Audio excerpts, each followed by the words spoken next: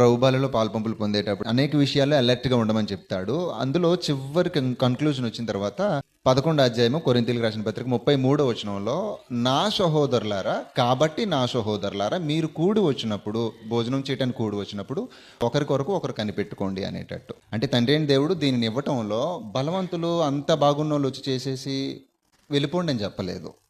ఎక్కడైనా సీట్ ఖాళీగా ఉందనుకోండి, ఆ సీట్ ఎందుకు ఖాళీగా ఉంది, అది రెస్పాన్సిబుల్గా బిహేవ్ చేయమన్నాడు. ఎందుకు నా సహోదరుడు ఆబ్సెంట్ అయ్యాడు? ఒక రోజున సౌలు గారు అడుగుతారు, ఏడు దావీద్ అని అడుగుతాడు. ప్రేమతో అడగలేదు. ఆ పంక్తిలో దావీదు ఆబ్సెంట్ని పౌలు ప్రేమతో అడగలేదు. ఆడక్కడ ఉంటే ఈటీ శ్రద్ధాం అనే ఉద్దేశంతో అడిగాడు. కానీ ఖాళీగా ఉంది ప్లేసు. ఎవరిని అడుగుతాడు? యోనాతాన్ అడుగుతాడు. చెప్తాడు యోనాతాన్ ఇదంటే, యోనాతాన్ తిడతాడు. కాబట్టి సౌలు ఎందుకు చూశాడు? సీటు ఖాళీగా ఉంది, ప్రేమతో అడగలేదు. సీటు ఖాళీగా ఉంది, తను ఏమైపోయాడు అని అడిగింది ప్రేమతో కాదు, చంపేద్దామని.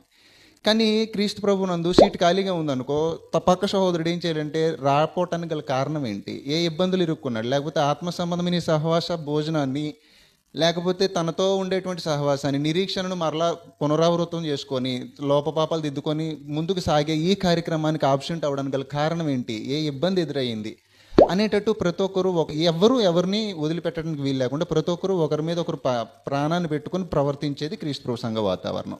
ఒక రోజున కయ్యని తండ్రి అయిన దేవుడు అడిగితే,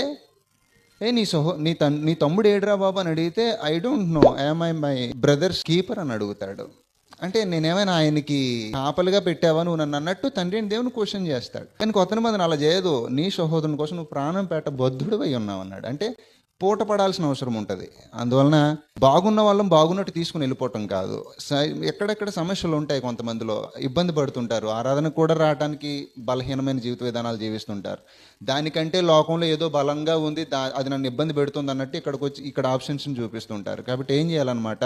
పురుకొల్పుకోమన్నాడా లేదండి? ఇప్పుడు మన సహోదరులు చదివినిపించారు 10వ అధ్యాయం 23లో హెబ్రీ పత్రికలో. ఆ దినం సమీపించే కొలది కొంతమంది ఏంటంటే నెగ్లజెన్సీ, లేకపోతే ఇహలోక సంబంధమైన ఇబ్బంది, ఐహిక విచారము, ఏవేవో సమస్యలు పీకుతూ ఉంటాయి, ఆప్షన్స్ని క్రియేట్ చేస్తుంటారు. అప్పుడు ఏం చేయాలంటే ముందుగానే అయ్యా సమస్యలు ఏంటి, వాకించేత పురుకొల్పుకోవాల్సిన అవసరం ఉంటుంది. నిత్యత్వం కోసం దాన్ని ఆలోచన చేస్తూ దానిలో పాల్పంపులు పొందాలి. మనలో ఎవ్వరం కూడా సంగతులను అపహార్థం చేసుకొని దేవుని సముఖానికి దూరం అవటం మంచిది కాదు. కూడుకున్నాము క్రీస్తు చేసినందు అందరం వచ్చి దానిలో పాల్పంపులు పొందాలి. అందుకని ఏమన్నాడనంటే ఒకరి కోసం ఒకరు కనిపెట్టుకోండి అనేటట్టు. ఆప్షన్ ఉంటే అది మనం చాలా సీరియస్గా తీసుకొని ఏమైందయ్యా అని అడగటం మన బాధ్యత. ఆ విషయాన్ని కూడా దృష్టిలో పెట్టుకొని నిరీక్షణతో దాన్ని చేయాలని మనం చేస్తున్నానండి.